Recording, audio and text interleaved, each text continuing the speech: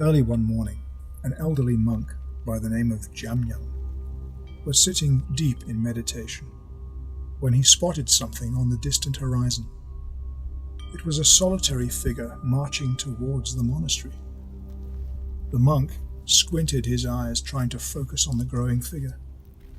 As the figure marched closer and closer, it appeared to be a warrior of some sort, a samurai possibly. He had two long swords hanging low and armor that was flapping stiffly in the wind.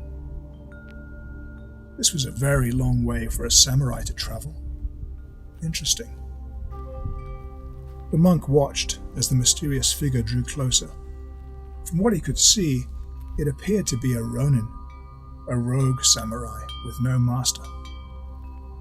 He was a very large, brutish-looking man, with a long stride and a scowl on his face that was visible even from this distance.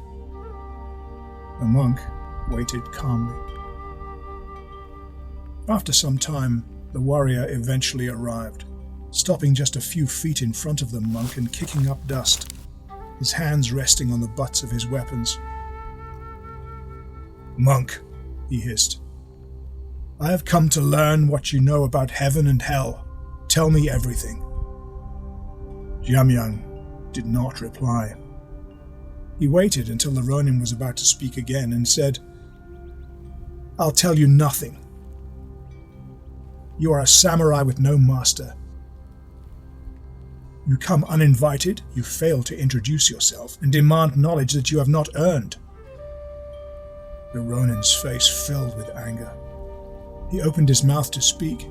"Plus," Jamyang said, "you smell like 1,000 rancid cows.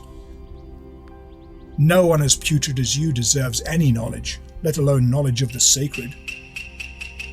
At this, the warrior's expression contorted with pain, and he cried out, pulling his swords from their scabbard and raising them above his head, readying himself to issue the death blow to this small, smug monk.